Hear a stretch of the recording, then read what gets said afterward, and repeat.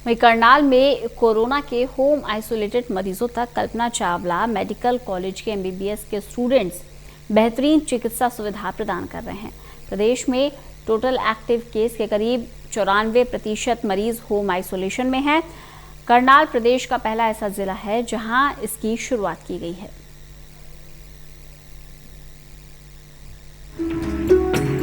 Doctors के साथ साथ अब एमबीबीएस स्टूडेंट्स भी मैदान में हैं। एमबीबीएस छात्र कोरोना को कमजोर करने के लिए प्रशासन और स्वास्थ्य विभाग का सहयोग कर रहे हैं। इन बच्चों को पहले से सीनियर डॉक्टर्स की तरफ से ट्रेनिंग दी जा चुकी है। इन्हें मरीज के साथ किस तरीके से पेश आना है, उनकी परेशानियां कैसे दूर करनी है, यही बातें बताई जा रही हैं। करनाल प्रदेश का ऐसा पहला जिला बना है जहां पर छात्र होम आइसोलेशन मरीज को दिन में 2 बार फोन करते हैं, उनका हालचाल जानते हैं, उन्हें दवाइयों के बारे में बतलाते हैं। हमारा काम बेसिकली टेली कंसल्टेशन है।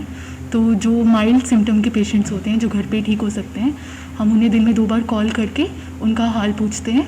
अगर ज़रा से भी उनको कोई दिक्कत होती है, कोई सिम्टम आता है, तो हम अपने कंसल्टेंट जो कि सीनियर डॉक्टर हैं उनको जाकर बोलते हैं। और कुछ पेशेंट्स होते हैं जो डरते हैं कोरोना से कि हमें कुछ हो जाएगा, तो हम उनको हौसला देते हैं फ़ोन पे कि हम आपको रोज़ 10 दिन तक कॉल करेंगे, आपका ध्यान रखेंगे।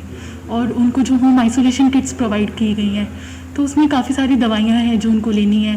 पल्स ऑक्सीमीटर है, स्टीम इन्हेलर है, तो उससे पेशेंट को हौसला मिलता है। तो ये अच्छा एक्सपीरियंस है। हमें बेसिक जो सिम्टम होते हैं उनको ट्रीट करना पता चल गया है।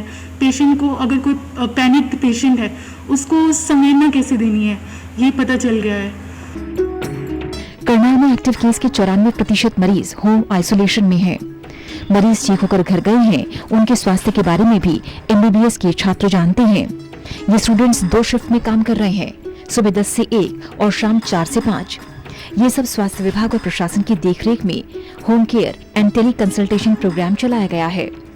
इस पहल से कोविड अस्पताल में मरीजों की संख्या कम हुई है। गंभीर मरीजों को कोविड अस्पताल में स्वास्थ्य सेवाओं का लाभ मिला है। इसके अलावा होम आइसोलेटेड मरीजों को घर पर ही समय पर दवाई, स्वास्थ्य जांच और तमाम सुविधाएं मिल रही हैं। हमारे हर एक स्टूडेंट को 25 कॉल्स दी गई हैं। हम 25 कॉल्स सुबह करते हैं, शाम को करते हैं। उनमें से कई पेशेंट फ़ोन नहीं उठाते, तो वो बाद में खुद पेशेंट कॉल कर लेते हैं हमसे। तो सुबह कॉल करते हैं, शाम को कॉल करते हैं।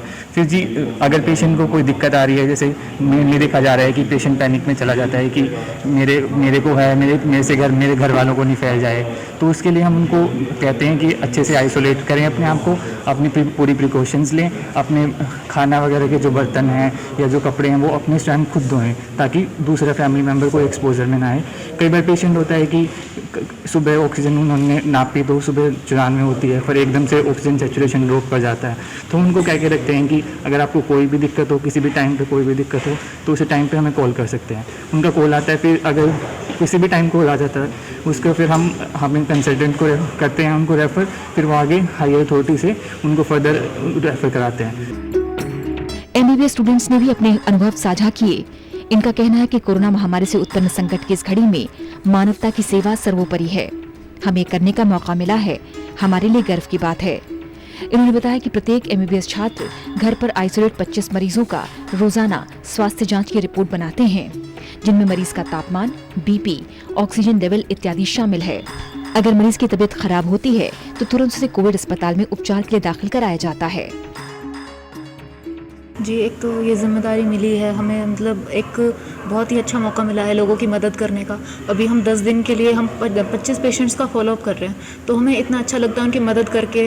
वो अभी अगर हम कॉल ना करते तो वो अगर थोड़ी बहुत भी दिक्कत होती वो या तो हॉस्पिटल्स में जाते। अभी हम उनको आराम से हम बता देते हैं कि आपके माइल्ड सिम्टम्स हैं, आप इसमें क्या करना चाहिए। उनको जो भी बेसिक जो घर पे होम रेमेडी कर सकते हैं वो भी बताते हैं हम उनको, और उनका रेगुलर कितना बॉडी टेम्परेचर है, कितनी उनकी ऑक्सीजन आ रही है, हम वो भी रेगुलरली मॉनिटर करते हैं।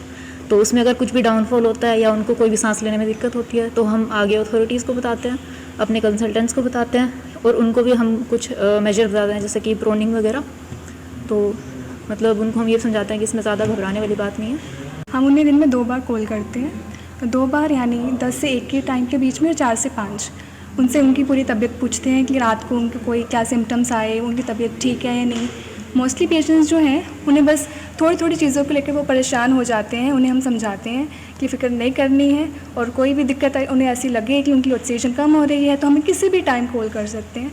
हम उन्हें फिर अपने डॉक्टर्स को, अपने टीचर्स को बताते हैं, फिर वो आगे डिस्ट्रिक्ट अथॉरिटीज़ को करके अगर प्रॉब्लम इतनी कंसर्न है तो वो उन्हें रेफ़र कर देते हैं। डॉक्टर बनने से पहले एमबीबीएस छात्र का ये सबसे बड़ा अनुभव है, जिससे उन्हें आने वाले करियर में काफी मदद मिलेगी। ये एमबीबीएस छात्र अपना काम बखूबी कर रहे हैं और कोरोना संक्रमित मरीज जल्द ठीक हों, इसके लिए बेहतरीन प्रयास कर रहे हैं। टोटल न्यूज के लिए करनाल से विकास महिला की रिपोर्ट।